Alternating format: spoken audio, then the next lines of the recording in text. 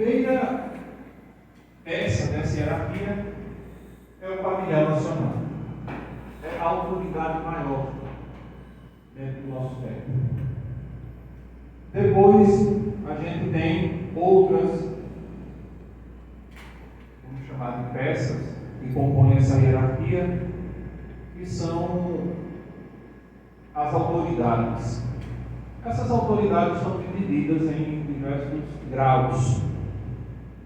Uma delas, a gente tem duas grandes autoridades aqui dentro, três grandes autoridades aqui dentro. Digo três grandes autoridades porque há outras. Mas a gente tem o nosso sapientíssimo irmão Sebastião Cardoso, que completou no ano passado, no dia 27 de dezembro, 54 anos ininterruptos de trabalho maçônico. No dia de São João Evangelista. Aqui, à minha destra, está o nosso grão-mestre adjunto. O grão-mestre adjunto, para a maçonaria nossa do COB, equivale ao vice-governador do Estado. Também ali sentado está o nosso delegado litúrgico do Rito Escocês. E temos outras autoridades também por aqui. Meus amigos,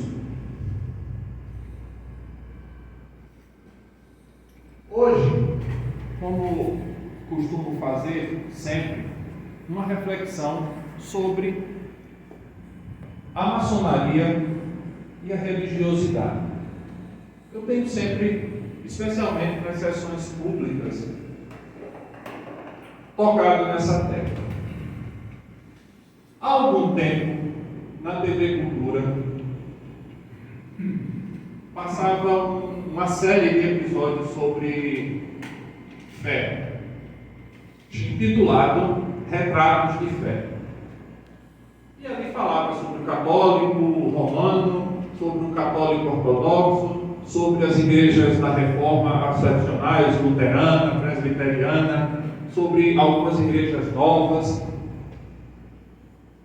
e não só cristãs, mas também de outras confissões, de outras fés diferentes. Judaísmo reformista, o judaísmo ortodoxo, Hare Krishna. Mas dois episódios chamaram muito a atenção. Um desses episódios chamava-se múltipla pertença. O que era essa múltipla pertença? Eram aquelas pessoas que não conseguiam se identificar com uma única confissão religiosa. Então tinha gente que era Hare Krishna, mas ao mesmo tempo espírita. Mas um caso, para mim, foi muito emblemático, que foi o caso de um pastor de uma igreja. Pode ser que eu tenha me esquecido do nome da igreja, chamada Igreja Reformada. É uma igreja evangélica, mas o que me chamava a atenção é que, primeiro, o título ecumênica, e depois a forma como eles procediam, porque no altar da igreja, embora ele seja uma igreja evangélica, estava a cruz de São Damião. A cruz de São Damião, quem conhecia a história de São Francisco deve lembrar-se dela. Era uma cruz de uma igreja que estava destruída, uma cruz bem bonita, cheia de detalhes, com aqueles dois, não os dois bandidos, mas tinha João, e Maria, que ficaram cada um com a banda da cruz, e estão todos representados na cruz. É uma cruz pintada sobre um fundo de madeira. Então, primeiro já me chamou a atenção que numa igreja evangélica aparecesse não uma cruz, simplesmente, mas uma cruz com uma representação, uma imagem. Mas não era o fato de essa igreja, que já é uma coisa que chama a atenção, mas era o pastor da igreja. Isso eu olhei e disse, e pensei comigo, é um espírito de tolerância isso. O pastor era, ao mesmo tempo, filho de santo. Ele ia, fazia as pregações, e no dia que tinha lá na Umbanda, eu não sei se era da Umbanda, do Candomblé, não sei qual das duas fossem, embora sejam muito parecidas, mas são extremamente diversas pelas divindades que cultuam. E quando ele era entrevistado, o pastor dizia: eu não vejo separação, eu não vejo diferença. O que eu chamo de Deus, o que eu chamo de Jesus, lá é chamado de Oxum, de Ogum, mas são a mesma entidade, são o mesmo ser. Voltarei sobre isso daqui a pouco. Vamos para o próximo episódio que me chamou a atenção. Foi um episódio sobre as religiões, ou pelo menos um grupo das religiões indianas. Talvez os Hare Krishna, não me lembro muito bem. E quando entrevistou a pessoa, era um dos que estudam, desses que se aprofundam na fé, na confissão, naquilo que ele acredita. Já não era nesse de culto e pertença, já era outro episódio. Ele disse uma coisa interessante sobre a Índia, e que eu estava estudando exatamente sobre isso hoje, por coincidência.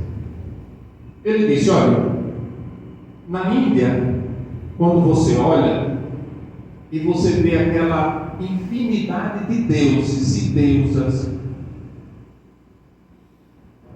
o que há é um só. Então, quando você pensa em Shiva, em Brahma, não há cerveja.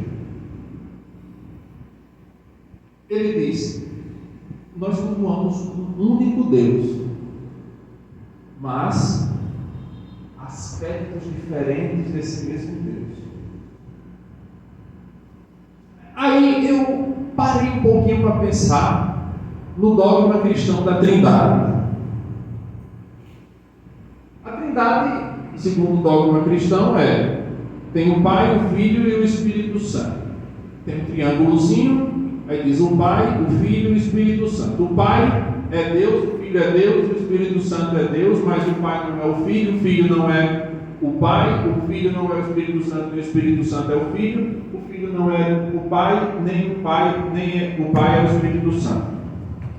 Aí depois a filosofia, desde Agostinho até os escolásticos, a partir da Idade Média, vão tentar sistematizar filosófico-teologicamente isso, para dar um aspecto de racionalidade. Embora Agostinho, no tratado de Trinitate, Agostinho é lá do século IV para o V, vai dizer que no dia que a gente entender a Deus, a gente se torna Deus.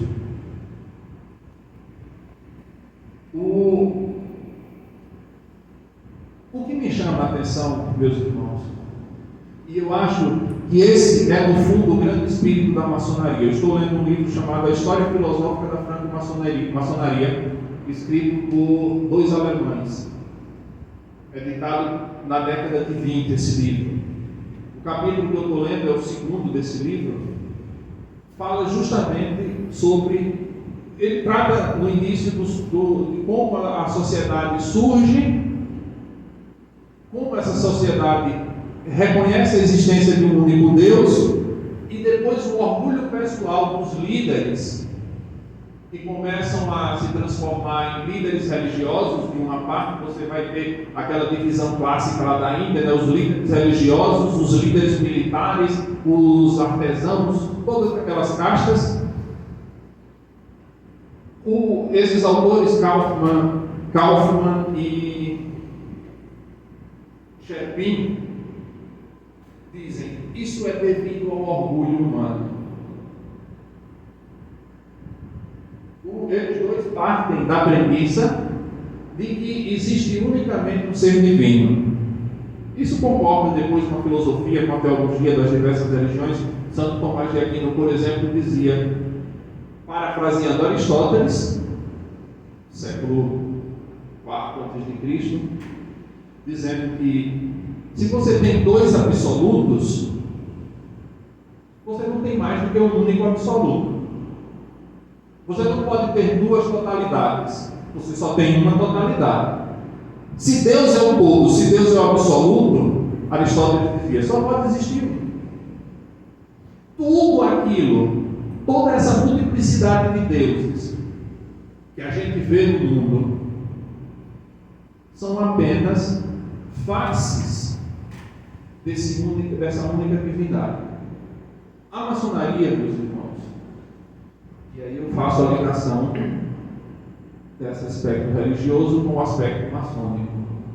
A maçonaria não confessa nenhuma religião. A maçonaria não é católica, a maçonaria não é cristã, a maçonaria não é judia, embora a gente escute por aí muito Hitler perseguir os maçons porque no auge da loucura dele ele achava que maçom e judeu era uma coisa só, matou um bocado. A Inquisição perseguiu-nos porque dizia que a gente adorava o diabo. A maçonaria não é católica, a maçonaria não é cristã, não é evangélica, não é protestante, muito embora a gente não inicie nunca um trabalho maçônico sem a Bíblia, no caso aqui do Brasil, que é um país majoritariamente cristão, mas se você for num país muçulmano, ali naquele altar vai estar o Corão. Se você for em Israel, ali vai estar a Torá. Porque para a maçonaria só existe Deus. A maçonaria define Deus? Não. Eu sou judeu. Eu tenho a minha forma pessoal de ver a Deus. Isso não atrapalha de maneira nenhuma nos meus estudos maçônicos, porque a maçonaria não faz uma teologia dizendo, olha, Deus é isso. A maçonaria só diz, meu filho, existe um grande arquiteto do universo, ponto. Você quer ser maçom? Você só pode ser se você acreditar nele, ponto. Você nunca vai encontrar um tratado de maçonaria com uma teologia sobre Deus. Por isso a gente acolhe aqui gente de todas as confissões. Eu ainda tenho um sonho, vou fazer nem Martin Luther King. I have a dream. Eu tenho um sonho. O meu sonho é ainda ver um maçom da Umbanda.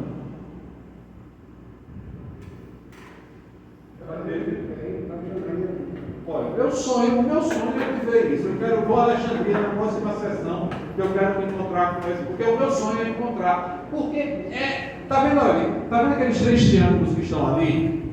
São as 3 palavras. São as 3 palavras que regem a vida de um maçom. Se a gente fosse imaginar que existe um dogma na maçonaria, seriam aquelas 3 palavras: liberdade, igualdade e fraternidade. Aqui você tem a liberdade de crer em Deus. Você não tem a liberdade de não crer em Deus. Você não tem essa liberdade. Mas você tem a liberdade de acreditar nele como você quiser. Aqui, apesar de a gente ter, se olhar ali, então, um avental, hoje está sem nenhum avental ali, você vai encontrar diversos tipos de avental, diversos tipos de graus dentro da maçonaria, mas isso não faz de nenhum de nós melhor do que o outro. Aqui dentro, quando a gente entra, a gente é igual. Todo mundo aqui é igual. E segundo, a fraternidade. A gente parte do princípio que Deus criou um homem, primeiro. Nesse homem, todos somos irmãos. Nesse homem, primeiro, todos somos iguais. E nesse homem, primeiro, todos somos livres. Essa tríade, ou essa trindade, se vocês quiserem, filosófica da maçonaria, liberdade, igualdade e fraternidade, parte desse princípio uno. Deus criou. E a gente nem usa muito, pelo menos nos nossos rituais, a gente nunca chama assim, a gente sempre chama de um grande arquiteto do universo. Porque tem um grupo judeu que diz, eu não uso Deus porque Deus é a forma de Zeus. É a forma genitiva do nome Zeus. Então, se eu digo Deus, eu estou dizendo que Javé, Jeová é Deus, é Zeus. Não sei. A gente tem que olhar para os outros com tolerância. Eu não sei se todos vocês conseguem ver, eu acabo aqui. Ali, naquele retábulo ali atrás, tem um sol na parte direita e uma lua na parte esquerda. Quando Moisés viu aquela sarça ardente lá em Êxodo 3,14, e Deus fala a Moisés, dizendo, Moisés estava indo libertar o povo do cativeiro do Egito, e vê essa sarça ardente, e ele diz, meu Senhor, como é que eu vou fazer? Como é que eu vou chegar lá e dizer para eles, quem foi que me mandou? Eu vou dizer que foi quem?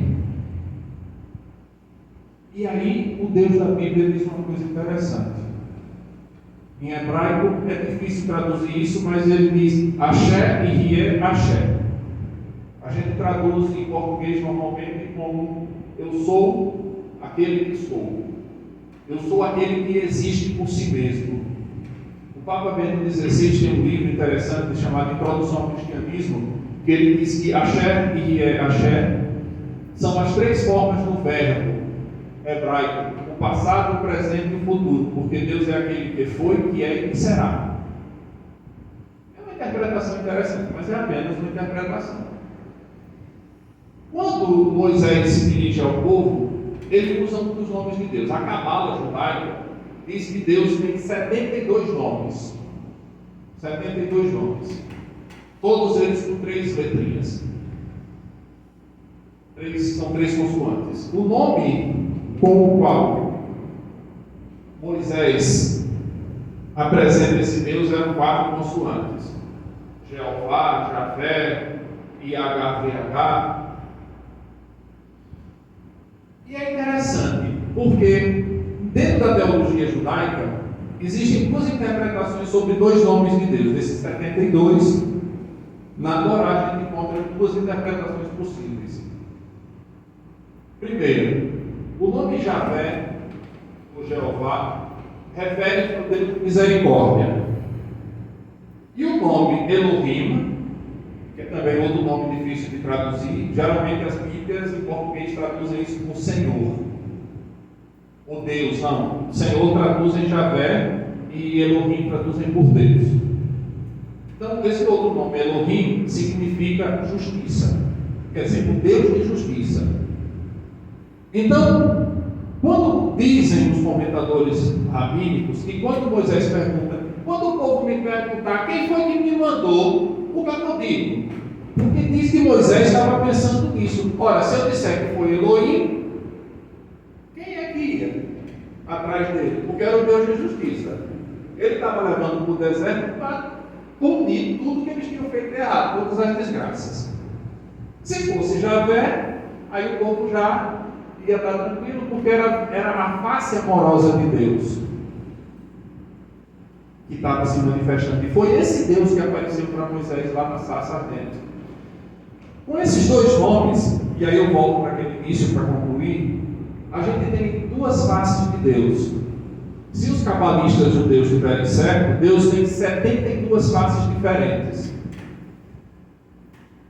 Se os hindus estiverem certo, Deus tem, sei lá, talvez 1 bilhão de faces diferentes. Mas todos, meus irmãos, são faces desse único Deus, que a maçonaria serve e que ensina aos seus membros e aos seus amigos a servir também. Pensemos um pouco sobre isso e o que a gente deve levar disso? Tolerância. Tolerância. Tolerância é a palavra-chave. Se a gente fosse mais tolerante na história da humanidade, será que todas essas guerras, essas matanças, teriam acontecido, teriam sido necessárias?